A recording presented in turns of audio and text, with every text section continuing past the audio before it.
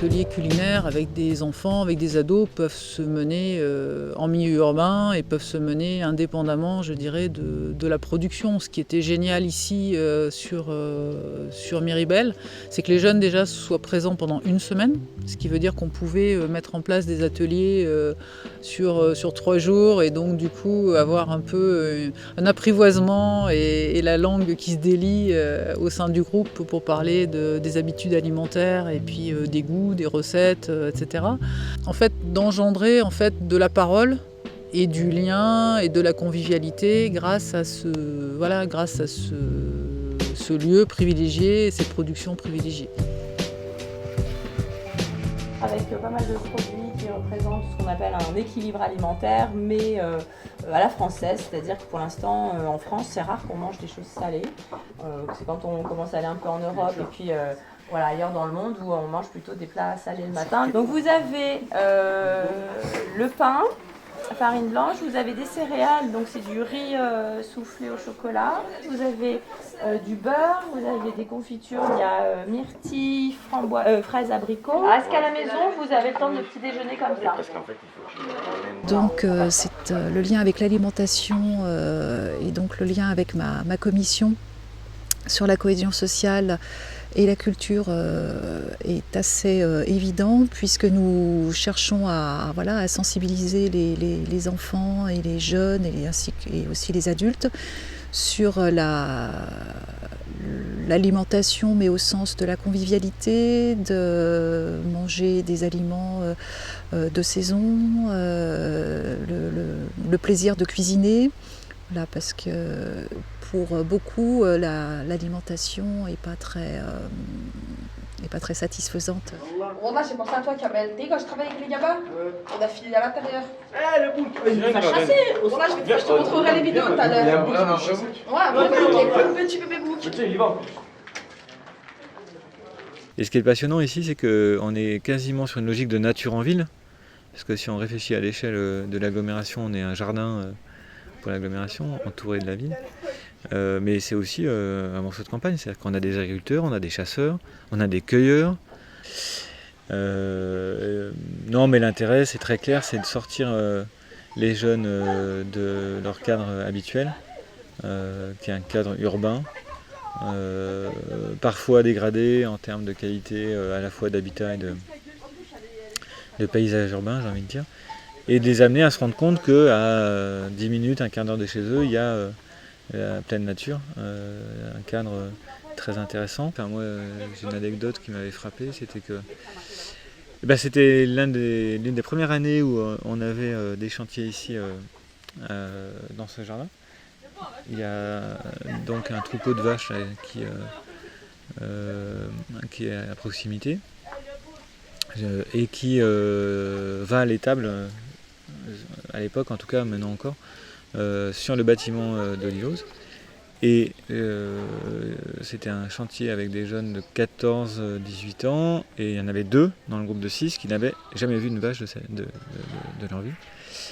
Et je me rappelle le travail fait par le collègue qui s'occupait des animaux à l'époque, a été de familiariser l'enfant, enfin les 2 jeunes, enfin c'était même pas des enfants, c'était des ados, à ce que c'était qu'une vache, quoi. Et ils en avaient vu qu'à la télé. Et alors, ils habitent à Vaux-en-Velin, c'est-à-dire qu'ils habitent à un quart d'heure d'ici, quoi. Et ça sert à ça, tout simplement, c'est que découvrir notre réalité.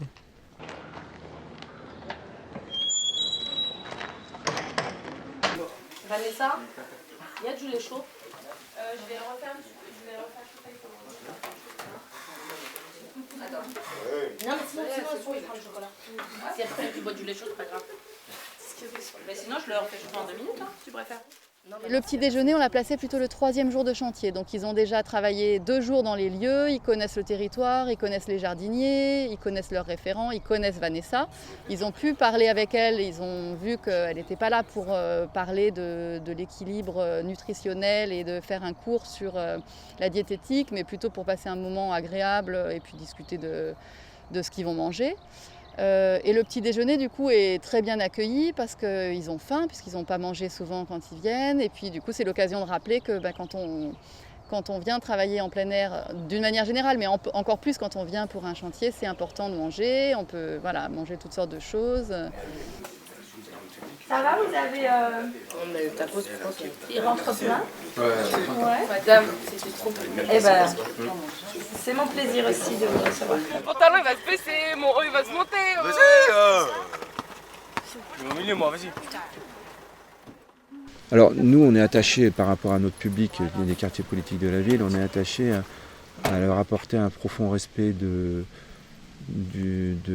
l'humain, aussi bien l'animateur que les personnes que le public, un profond respect du matériel qu'ils utilisent, parce qu'on en est là-dessus, mais du coup aussi un respect à l'environnement. À des moments, on a un endroit, on pique-nique, on laisse pas ses affaires, c'est beaucoup plus sur l'aspect général, c'est respecter l'environnement, l'animateur. Enfin moi je travaille beaucoup sur d'autres sites au niveau VVV, moi j'en suis là-dessus, c'est respect de l'animateur, respect de leur animateur, respect du technicien qui vous encadre, respect du matériel et respect du public qui est autour de vous. Donc on est bien dans le côté de la citoyenneté. Oui, je peux prendre mes gants moi, j'ai mes gants moi. Prends le maximum de gants. Prends les gants ma Pax là. Prends tous les gants. Ouais, les bleus là. Non, mais les gants pour laver les trucs, sinon on va avoir les mains très Je les ramène, mais pour porter. D'accord, attends 2 minutes. Bah va avec elle. Une question, je vous dis juste, on va travailler tous ensemble. Quoi?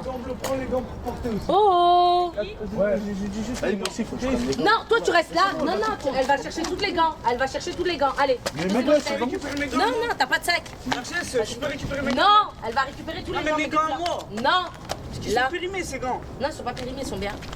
Bon, on va faire on va nettoyer tous les canoës et les kayaks, on va les faire ensemble. On fait tout. On commence par les canoës. Les kayaks, on les fera à la fin. D'accord? Comme ça, on reste tous ensemble. C'est bon? Ça vous va? Il faut me sortir le tuyau. Moi je suis d'accord avec elle, je vais chercher d'autres gratte-gratte. Ouais, je veux bien que tu me cherches d'autres gratte-gratte. Le tuyau, il est où, Romary, le tuyau? Oula. C'est vrai que moi j'ai un vocabulaire pas très soutenu. Ouais, je parle mal, je parle comme j'ai grandi dans un quartier, ça fait je parle comme eux. Je parle pas français moi. Même mes profs avant ils me disaient à l'entretien tu vas pas. Faut que tu parles bien, mais j'ai pas confiance en moi aussi. Moi j'ai vraiment pas confiance en moi.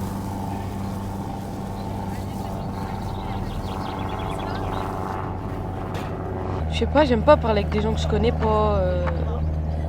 Un entretien, je sais que je vais être stressée, je sais pas, je vais galérer. Et quand je veux faire un truc, je suis pas déterminée. J'arrête vite.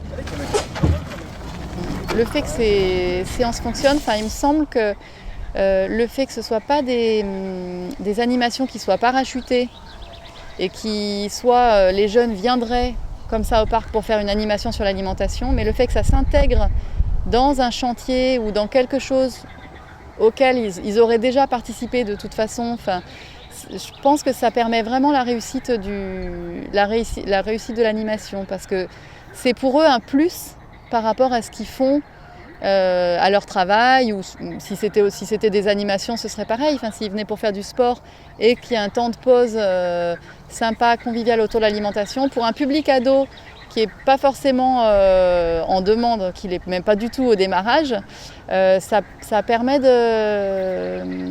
Voilà, c'est un plus et ils sont contents, ils y viennent, parce que de toute façon, ils sont là toute la semaine, qu'en plus, au fur et à mesure, ils s'approprient les lieux, ils connaissent les personnes, voilà.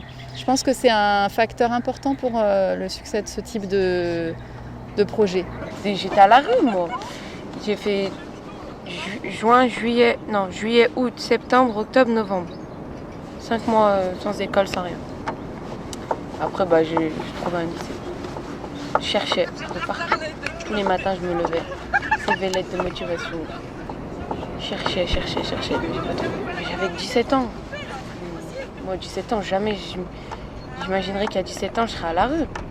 J'étais encore à l'école. Mais moi, j'ai jamais redoublé. J'étais dans une classe où il y avait des gens. Moi, j'avais 15 ans, ils avaient 16 ans. Et quand j'avais 17 ans, ils avaient 18. Ils étaient tous majeurs quand ils sont sortis du CAP. Sauf moi.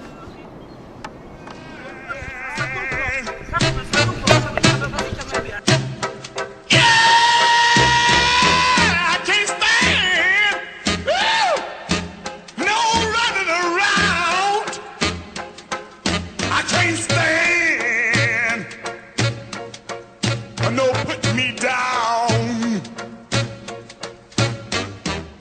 put a spell on you.